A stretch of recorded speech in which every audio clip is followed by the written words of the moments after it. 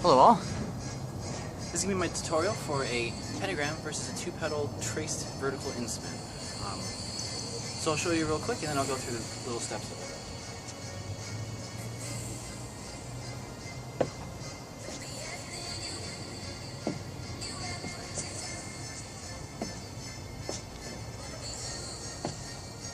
Okay, so two basic components of this, of course, are the pentagram, which is a 5-pointed unicursal hexagram, obviously, and then it's going to be a vertical inspin, but I utilize a trace behind my head and between my legs instead of the basic wall plane inspin. So instead of two petals in the wall plane here, I use a very similar analog where I go behind the head and under the legs. Okay, so the first step, you're going to be starting in split time, same direction.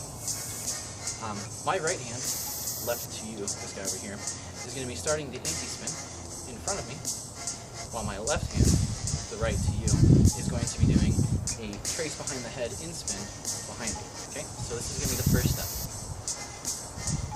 Okay, so this first step is easy.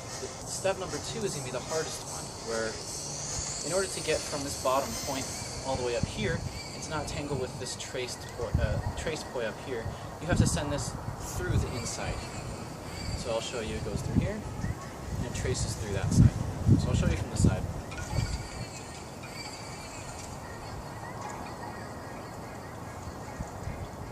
There's that little bit of a pass through. And I relate it very much to doing these types of isolations in front of you, as well as when you're in the snake, this passing motion right here. Getting really familiar with that area is going to be very helpful in getting those poi to pass through each other. So the first step, up to here, pass through,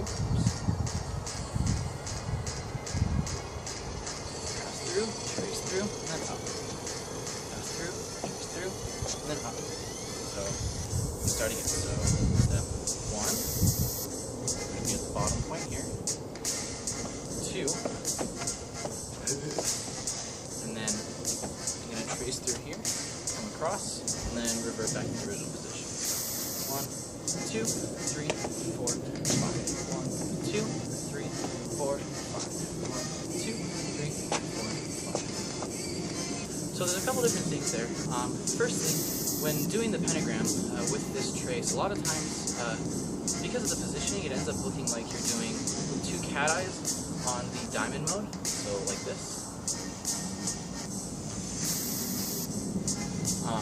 Which is okay, but not exactly ideal. So you really want to make sure that you're focusing on separating these 2 bottom points as far as possible. So when you're doing the pentagram, you want to make sure that you're getting this point and this point nice and far away from each other. So I'll show you that in the pattern.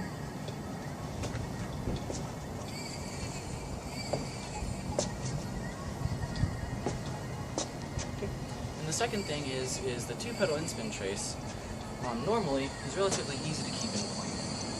So I'll show you from the side here. Typically very easy to keep in plane. However, when you're doing this pattern, it tends to break into the wheel a little bit, which is totally fine when you're first starting to get used to it. But of course, you want everything to try to be in plane as much as possible. So when you first learn it, it may end up that you're kind of coming up the front of your shoulder like this, which is totally fine. However, as you get more comfortable, you're going to want to try to keep it a little bit more in plane with everything else.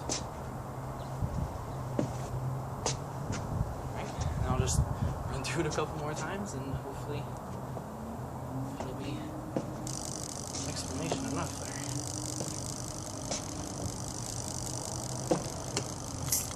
So yeah, so that's the pentagram versus 2-petal inspin. Hopefully that was helpful.